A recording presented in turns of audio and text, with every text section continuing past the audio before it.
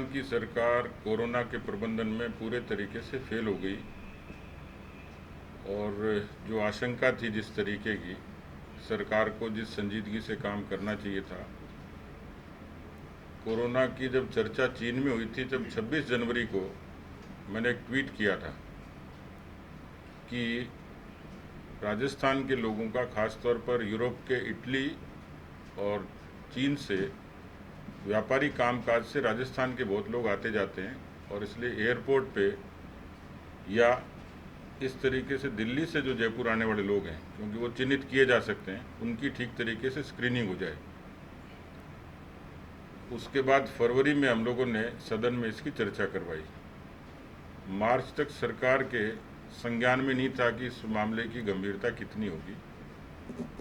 उसके बाद जब ये शुरू हुआ तो सरकार ने इसको दो तरीके से, दो नज़रिए से देखा। दिल्ली में जब तबलीगी का मूवमेंट हुआ तो यहाँ पर इतनी लिबर्टी दे दी कर्फ्यू में और लॉकडाउन में कि लोग बड़े आराम से घूम रहे थे। जो 25 मार्च को जो पहला व्यक्ति आया ओमान से रामगंज में, वो मल्टीप्लाई होते होते 400 तक पहुंच गया और ऐसा संक्रमण धीरे धीरे प्रदेश के 29 जिलों तक पहुंचा। सरकार इनकार करती रही, लेकिन साफ तौर पर जाहिर है कि जहां जहां बाड़मेर तक भी तबलीगी का मूवमेंट हुआ, यानी सरकार ने इसमें भी कम्युनल और वोट बैंक की सियासत के कारण प्रदेश को खतरे में डाला। बाद में जिस तरीके से स्क्रीनिंग, सैंपलिंग और टेस्टिंग होनी चाहिए थी, दावे बड़े बड़े किए, लेकिन उन दावों में कोई दम नहीं था। दूसरा ये तय था कि बड़ी संख्या में प्रवासी आएंगे और अभी जो आंकड़े बराबर आ रहे हैं, आज भी मैं पढ़ रहा था झुंझुनू में भी 22 से कितने 20 मामले, तो ये तय है कि प्रवासी आएंगे, उनका मूवमेंट होगा। लेकिन सरकार की तरफ से कोई एक्शन प्लान नहीं है कि वो आएंगे, उनकी स्क्रीनिंग कैसे होगी, सैंपलिंग कैसे होगी, किस तरीके से उन पर निगाह रखी जाएगी। यानी फ्री स्टाइल छोड़ दिया सबको। इससे ये जाहिर होता है कि सरकार की मंशा कोरोना के प्रबंधन की कभी नहीं रही। सरकार को एक वाइट पेपर जारी करना चाहिए कि जो मास्क चोरी के आरोप लगे, ऐसे में जैसे में लाखों मास्क चोरी हुए, उसके बारे में अभी तक कोई ऑडिट नहीं हुई। जो एंटीजन टेस्ट किट जो है, उसके बारे में जिस तरीके से, क्वालिटी के बारे में भी और कीमत के बारे में भी, सरकार पर जो करप्शन के आरोप लगे, उसके बारे में अभी तक किसी तरीके से सरकार ने अपने तरफ से स्पष्टीकरण नहीं दिया। पूरे प्रदेश भर में और अनेकों मामलों में, ये तो बाद में केंद्र की सरकार ने कानून बनाया और भारत की सरकार ने 50 लाख का बीमा कवर किया, लेकिन चिकित्सा, पुलिसकर्मी और स्वास्थ्यकर्मी, इनकी सुरक्षा के लिए सरकार को जो पहल करनी चाहिए थी, वो उस तरीके से पहल की नहीं।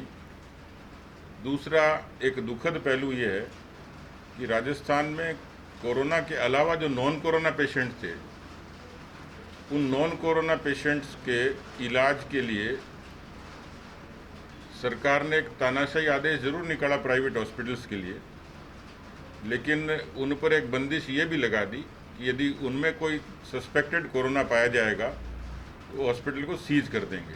हॉस्पिटल्स ने दूसरे मरीजों को एंटरटेन करने से भी परहेज किया। बहुत बड़ा पेमेंट जो भामाशाह बीमा योजना का पैसा था, वो बड़े प्राइवेट हॉस्पिटल्स का बड़ी राशि बकाया थी, लाखों में। उन हॉस्पिटल्स को पेमेंट नहीं होने के कारण उन हॉस्पिटल्स का भी इंटरेस्ट खत्म हो गया। इस कोरोना के दौरान आयुष्मान भारत को ठीक से लागू नहीं करने के कारण बहुत सारे ऐसे पेशेंट जो भामाशाह का लाभ लेते थे, पिछली बीजेपी की सरकार में लगभग 2800 करोड़ की लागत से 30 लाख मरीजों ने इलाज कराया था। आप सब जानते हैं 50,000 से 3 लाख तक की एक लिमिट थी जिसमें मरीजों को इलाज की सुविधा मिली। आयुष्मान भारत को महज इसलिए कि वो मोदी सरकार की महत्वाकांक्षी योजना थी, नरेंद्र मोदी जी का लाभ होता, तो कई दिन तक तो टाइटल में उलझे रहे। फिर उसको महात्मा गांधी राजस्थान आयुष्मान भारत योजना का नाम दिया, नाम बेशक दे दिया, लेकिन महात्मा गांधी झूठ के खिलाफ थे, इन्होंने उसको झूठ को और साबित किया। इसी तरीके से इस कोरोना के दौरान अपराधों की संख्या बेशक कम हुई, लेकिन अपराधों के संगीन होने में कमी नहीं आई। इस 70 दिन में कोरोना के कालखंड में 10 गैंगरेप के केस हुए और सरकार उससे परहेज करती रही। वो तो धीरे धीरे कई जगह मूवमेंट हुआ, लॉकडाउन के कारण लोग आंदोलित नहीं हुए, लेकिन जहां रेसिस्ट किया वहां पर इनको मुकदमे दर्ज करके अपराधियों को पकड़ना पड़ा, उस पर भी पर्दा डालने की कोशिश की। इस कोरोना के कालखंड में ये सबको पता है कि स्कूल्स भी बंद रहे, व्यापारिक संस्थान भी बंद रहे, फैक्ट्रियां भी बंद रही, किसान के भी बड़ा नुकसान हुआ, सब्जी में, फलों में, फसलों में। एक तरीके की दोहरी मार थी, लेकिन अब लोग बिल दिखाते हैं कि दुकान का शटर बंद था और 31,000 का बिल आ गया। कुल मिलाकर राजस्थान का एक बड़ी संख्या में जो कंज्यूमर है वो राजस्थान की सरकार से 3 महीने के बिजली के बिलों की माफ़ी की बात करता है। सरकार ने, हम लोग मिले 27 मार्च को मुख्यमंत्री से मिले, 2 अप्रैल को चीफ सेक्रेटरी से मिले, 6 मई को हम लोग गवर्नर से मिले, उसको डेफर किया माफ़ करने की बजाय। लेकिन इस समय जो परिस्थितियां हैं उसमें खास तौर पर मध्यम वर्ग इन बिजली के बिलों को भुगतान करने में सक्षम नहीं है और एक पॉपुलर डिमांड है, सबकी डिमांड है। चाइना का मैं देख रहा था कि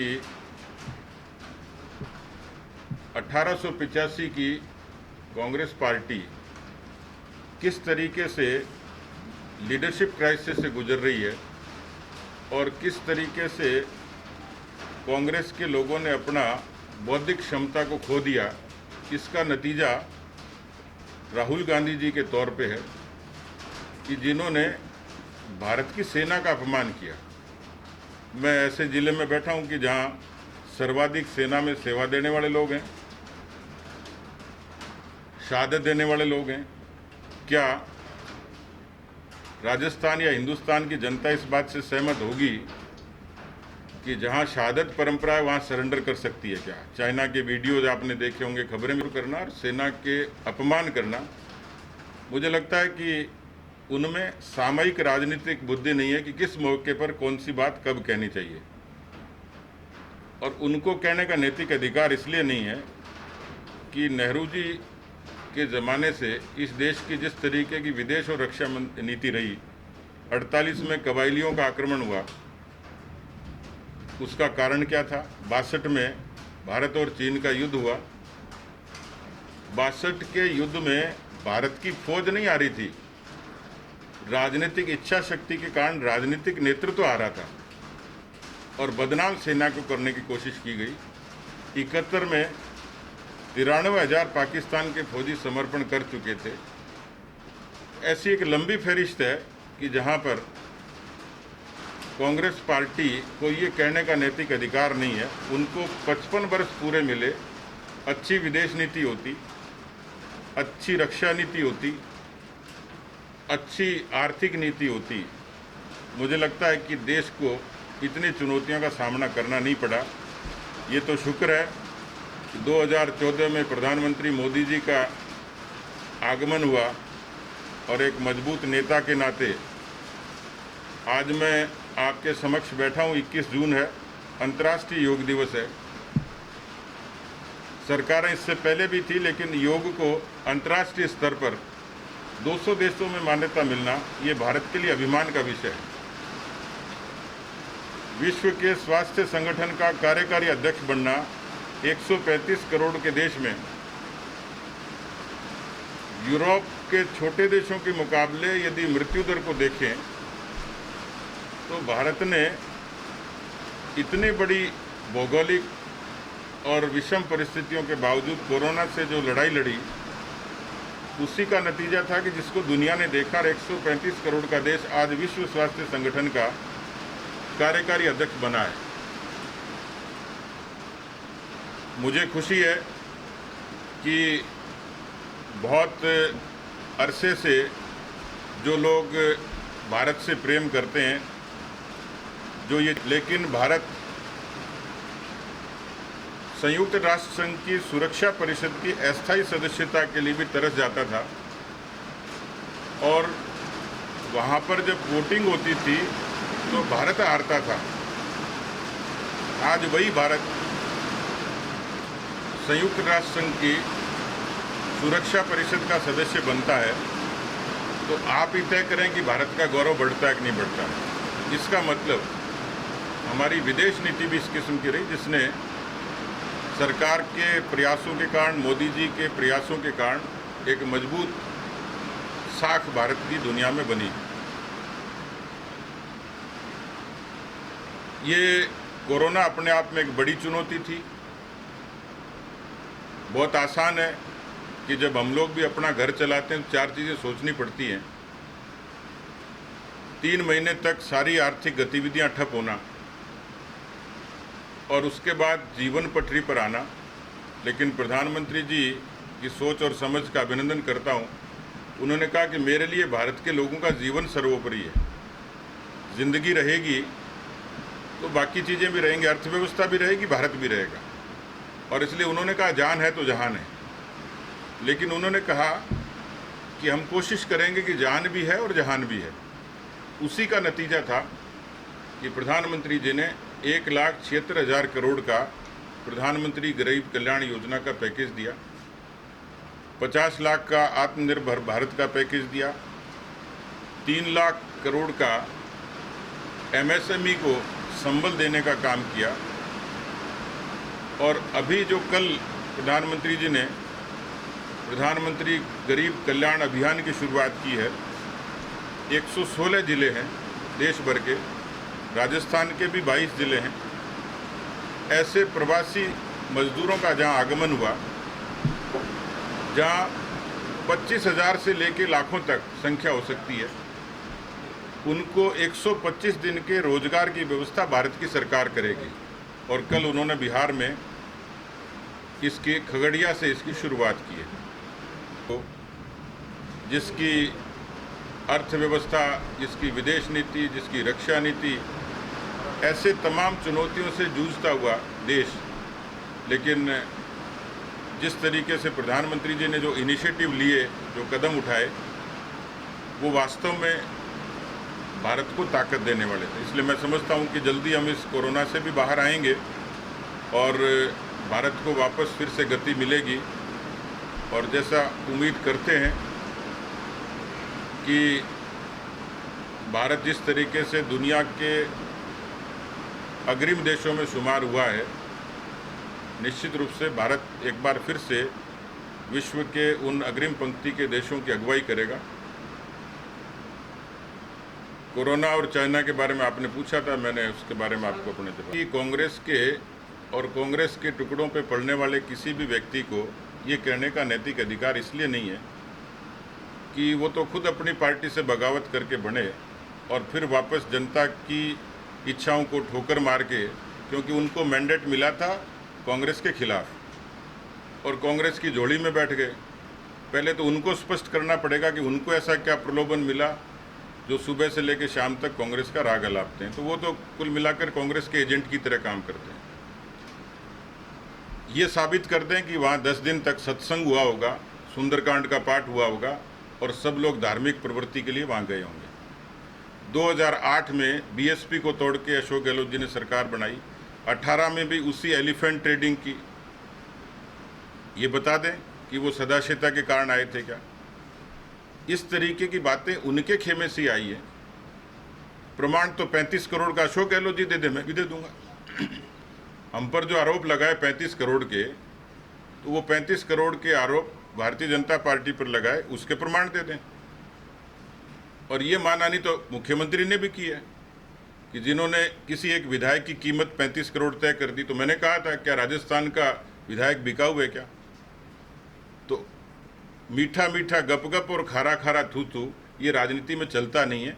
ये खाली एक किस्म की, मुझे लगता है कि उनकी निराशा, हताशा और बेबुनियाद सी बात है। जैसी भी परिस्थिति है उसको फेस करेंगे। खोदा पाड़ और निकली चुईया, एसओजी का और एसीबी का भय दिखा के, यदि ये भय नहीं दिखाते तो लोग बाड़े में नहीं जाते। तो बाड़े के भीतर जो निर्दलीय और दूसरे छोटे दलों के लोग थे, उन पर एक मनोवैज्ञानिक दबाव बनाने के लिए इस तरीके की बात कही कि एसओजी और एसीबी का भय दिखाया।